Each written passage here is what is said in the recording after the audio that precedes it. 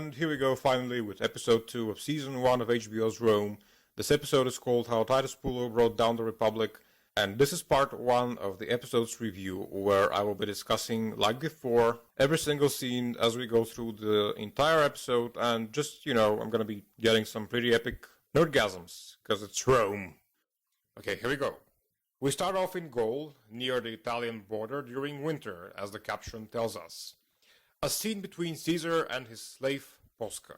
By the way, an interesting fact about this name Posca.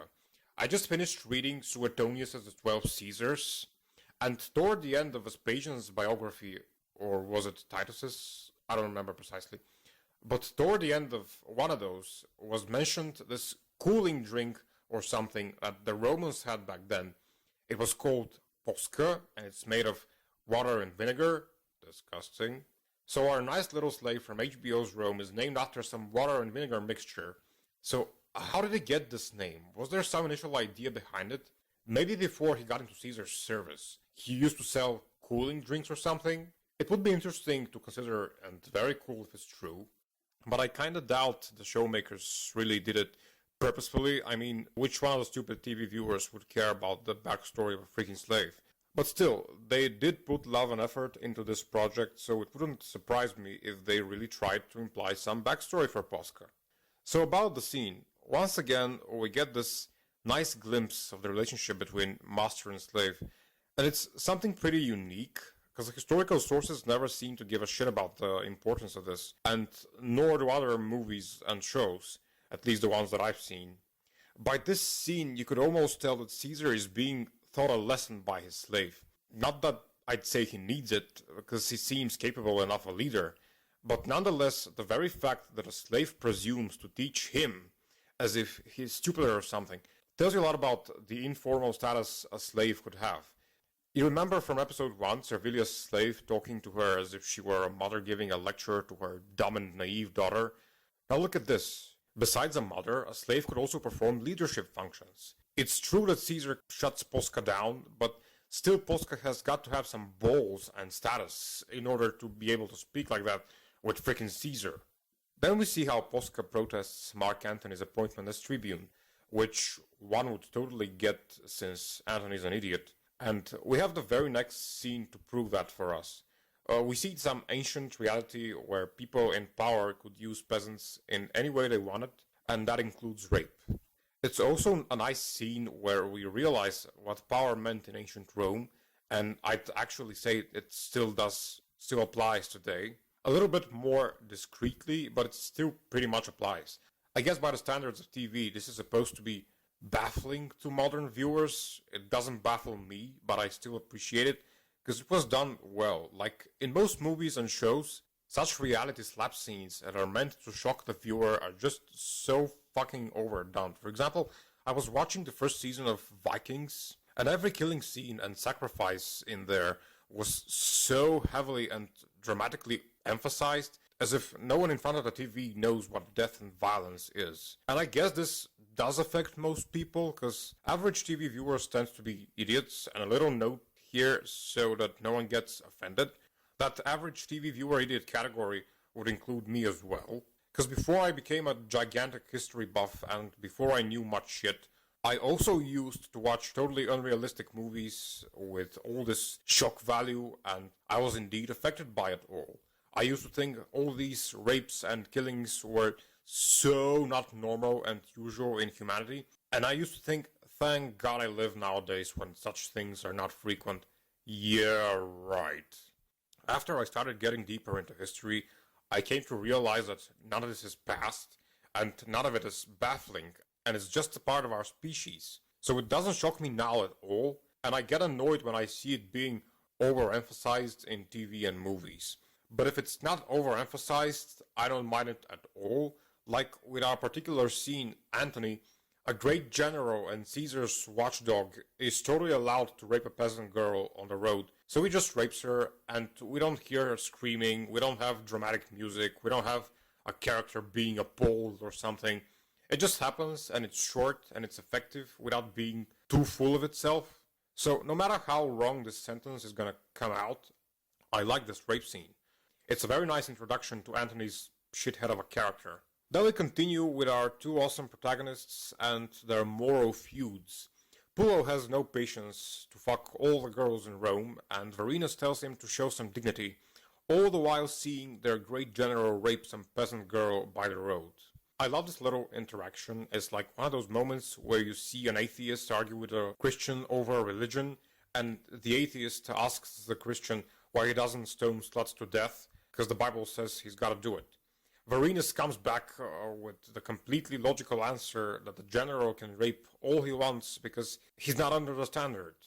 Then in the next shot, we get, once again, one of my most favorite nerdgasm moments, a great view of ancient Rome, from a distance this time. By the road, we see one of the milestones, and far ahead is Rome itself with the Servian wall, or was it the Servian, I forgot. And at the heart of the Caput Mundi, we see the Capitoline Hill with Capitolium and arcs looking high and proud, two gorgeous temples of Jupiter and Moneta, absolutely beautiful. Then the beloved tribune gets all the love and the forum in front of the Senate House, or is that the Temple of Concord, I'm not sure. Pompey and Cato say that they don't give a fuck about who the plebs worship, as long as the Senate has all the men of substance. Brilliant reasoning on Cato's part. Antony orders Varenus to get Octavian back to his mummy, and then to go have some fun. So we now get to my favorite storyline in the show, the one in the house of Atia where the crazy bitch keeps being awesome. Stupid little Octavia has her stupid little husband over, because they're still in love with each other, and since emotions don't mean shit to Atia, we know we're gonna have some fun. So Glavius gives Caesar the fig, and Atia says if she were not a genteel woman, she would go Bolton style on him. Now, hearing her say this just makes me love her so much. I mean, look at her. She calls herself genteel. How could you not love this character? Then this genteel woman calls the slave to fetch the dogs, and I just love it.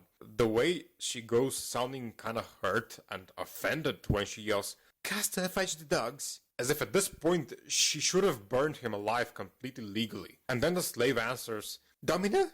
sounding just like the obedient bitch that he is. I love how realistically domestic this show can get. Octavia hates her mother, and, well, I wonder if there's a parent in this world who hasn't heard that. As Frank Barone said so wisely, when your kid tells you that they hate you, then you're a successful parent. Look at Atia, she was a complete bitch, and her son became the Emperor Augustus. If that's not the most badass success of all, I don't know what is. Then we get our first meeting between, I'd say, our three main characters, Pullo, Varenus, and Atia. I love this so much. The symbolism of them dining all together as equals. By the way, could you imagine if Atia and Pullo went over the societal barrier and got together? These two bastards would have turned Rome upside down. Then we hear Octavia's wails throughout the house. But it's alright, says Mommy. Nothing a good leeching won't cure. I just love this beyond words. You put a bitchy character in ancient times and you get screen gold. We see then the ceremony of Antony's appointment as tribune, and I wouldn't know how to comment on this, because I have no idea what the appointment ceremonies of this type would have been. So much like the average TV idiot, I'm gonna say that I like how they made it, with no further remarks. Then on our nice dinner within the bitch den, we're discussing the number of people we've killed, and Varenus explains he keeps precise count, because then the priests offer discounts and offerings. Bugger the priests, says Pullo. I have to agree with him on this one, but Varenus will most certainly not, as you can tell by his face. We then go on to hear that he's a Republican and he's a fan of Cato, but since Cato only gives a real shit about the nobles and the rich bastards, why would Varenus be happy with him? Octavian takes part in the political conversation, and Atia had no idea her son was such a firebrand. Boy, does she not have a fucking idea or what. Wow, now that I'm watching this scene again for the review, I have to say, it's again one of those long expositions, especially for people who have no fucking idea what the Empire/Republic struggle in ancient Rome was. It gets a little annoying for me, but that's just because at this point I've read enough shit on the matter, and I don't need lessons and detailed expositions. But the first time I watched this show, I hadn't read as much, so it's safe to say that I did need this kind of exposition the first time. And as a whole, this scene is absolutely wonderful and useful, never mind my present bitching. It's very nice and a clever dialogue, it's brilliantly acted, and I love it. Then Atya gets right to the point. Our protagonists make unlikely friends, and that's basically the whole point of them being the protagonists. They start out hating each other, and in the course of our story they become the best bitch team ever. Before they part, Varenas tells Pullo where to find the cleaner brothels. Aww, and they thought they weren't friends. And then Varenas finally goes home to his loving bastard wife, Ilaria Sand. And then it's a doozy. So here I'm gonna cut off the first part, because I want to try and make these videos shorter and more frequent. This was part 1 of my review of how Titus Pullo brought down the Republic, which is episode 2 of season 1 of HBO's Rome. Next up is part 2 of the same episode. For Holy Retardation Blog, this is Chris, and thanks for watching.